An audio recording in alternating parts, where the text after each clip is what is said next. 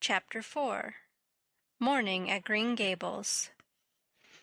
It was broad daylight when Anne awoke and sat up in bed, staring confusedly at the window through which a flood of cheery sunshine was pouring, and outside of which something white and feathery waved across glimpses of blue sky. For a moment she could not remember where she was. First came a delightful thrill, as of something very pleasant. Then a horrible remembrance. This was Green Gables, and they didn't want her because she wasn't a boy. But it was morning, and yes, it was a cherry tree in full bloom outside of her window. With a bound, she was out of bed and across the floor. She pushed up the sash. It went up stiffly and creakily, as if it hadn't been opened for a long time, which was the case, and it stuck so tight that nothing was needed to hold it up. Anne dropped on her knees and gazed out into the June morning, her eyes glistening with delight. Oh, wasn't it beautiful? Wasn't it a lovely place? Suppose she wasn't really going to stay here? She would imagine she was. There was scope for imagination here.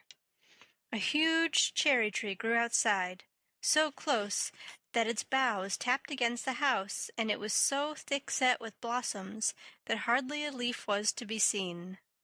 On both sides of the house was a big orchard, one of apple trees and one of cherry trees, also showered over with blossoms, and their grass was all sprinkled with dandelions.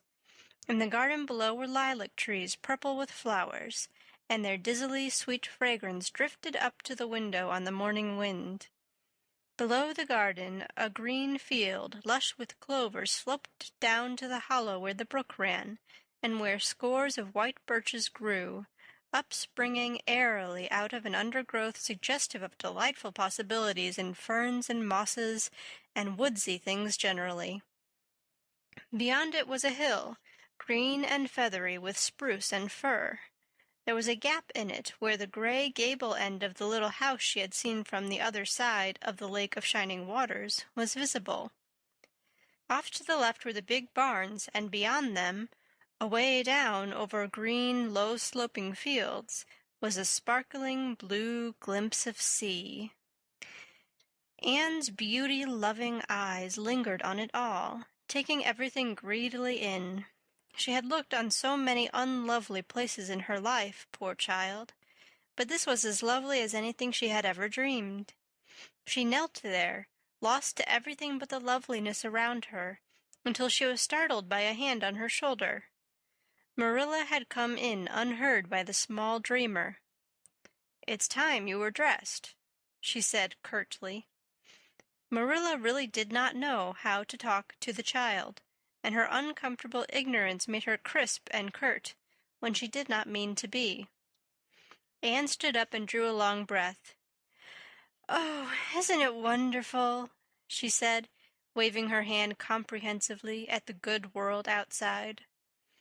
"It's a big tree," said Marilla, "and it blooms great, but the fruit don't amount to much never. Small and wormy." "Oh, I don't mean just the tree. Of course it's lovely. Yes, it's radiantly lovely. It blooms as if it meant it. But I meant everything, the garden and the orchard and the brook and the woods, the whole big dear world. Don't you feel as if you just love the world on a morning like this? And I can hear the brook laughing all the way up here. Have you ever noticed what cheerful things brooks are? They're always laughing. Even in winter-time I've heard them under the ice. I'm so glad there's a brook near Green Gables. Perhaps you think it doesn't make any difference to me when you're not going to keep me, but it does. I shall always like to remember that there is a brook at Green Gables, even if I never see it again. If there wasn't a brook, I'd be haunted by the uncomfortable feeling that there ought to be one. I'm not in the depths of despair this morning. I never can be in the morning. Isn't it a splendid thing that there are mornings?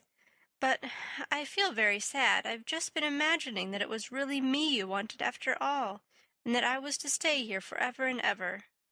It was a great comfort while it lasted, but the worst of imagining things is that the time comes when you have to stop, and that hurts. "You'd better get dressed and come downstairs and never mind your imaginings," said Marilla as soon as she could get a word in edgewise. Breakfast is waiting. Wash your face and comb your hair. Leave the window up, and turn your bedclothes back over the foot of the bed. Be as smart as you can." Anne could evidently be smart to some purpose, for she was downstairs in 10 minutes' time, with her clothes neatly on, her hair brushed and braided, her face washed, and a comfortable consciousness pervading her soul that she had fulfilled all Marilla's requirements. As a matter of fact, however, she had forgotten to turn back the bedclothes. "I'm pretty hungry this morning," she announced as she slipped into the chair Marilla placed for her. "The world doesn't seem such a howling wilderness as it did last night. I'm so glad it's a sunshiny morning. But I like rainy mornings real well, too. All sorts of mornings are interesting, don't you think? You don't know what's going to happen through the day, and there's so much scope for imagination. But I'm glad it's not rainy today, because it's easier to be cheerful and bear up under affliction on a sunshiny day. I feel that I have a good deal to bear up under.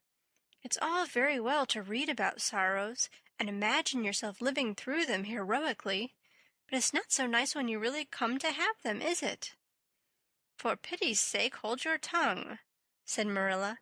"You talk entirely too much for a little girl." Thereupon Anne held her tongue so obediently and thoroughly that her continued silence made Marilla rather nervous, as if in the presence of something not exactly natural. Matthew also held his tongue, but this at least was natural, so that the meal was a very silent one. As it progressed, Anne became more and more abstracted, eating mechanically with her big eyes fixed unswervingly and unseeingly on the sky outside the window.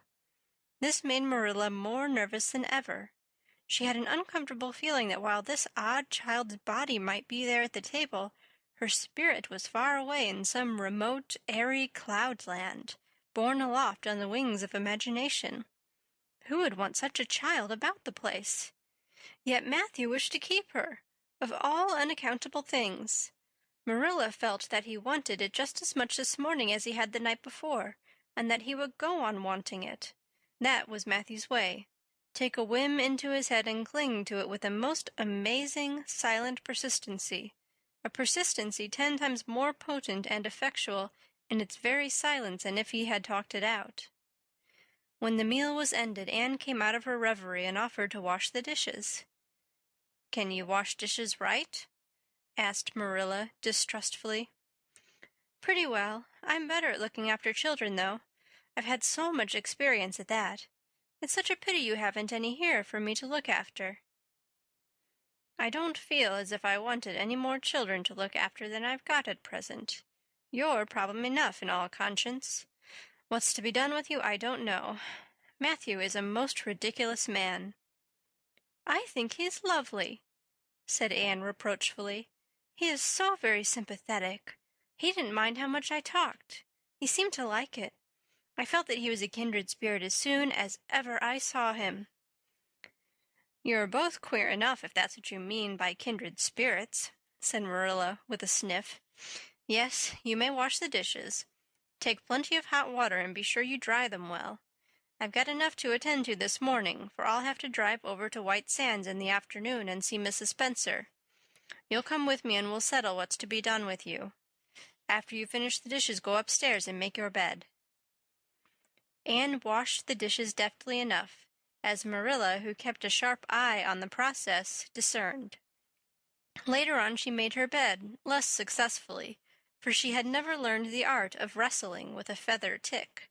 But it was done somehow and smoothed down, and then Marilla, to get rid of her, told her she might go out of doors and amuse herself until dinner time. Anne flew to the door, face alight, eyes glowing.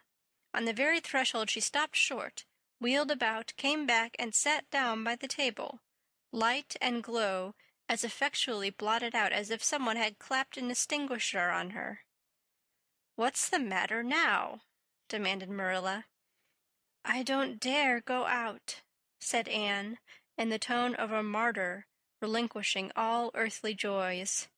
"If I can't stay here, there is no use in my loving Green Gables. And if I go out there and get acquainted with all these trees and flowers and the orchard and the brook, I'll not be able to help loving it. It's hard enough now, so I won't make it any harder. I want to go out so much. Everything seems to be calling to me. Anne, come out to us. Anne, we want a playmate. But it's better not. There's no use in loving things if you have to be torn from them, is there? And it's so hard to keep from loving things, isn't it? That was why I was so glad when I thought I was going to live here. I thought I'd have so many things to love and nothing to hinder me. But that brief dream is over. I am resigned to my fate now, so I don't think I'll go out for fear I'll get unresigned again. What is the name of that geranium on the window-sill, please? That's the apple-scented geranium. Oh, I don't mean that sort of a name. I mean just a name you gave it yourself. Didn't you give it a name? May I give it one, then? May I call it, let me see, Bonnie would do. May I call it Bonnie while I'm here? Oh, do let me.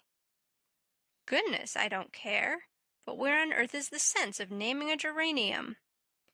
Oh, I like things to have handles, even if they are only geraniums. It makes them seem more like people.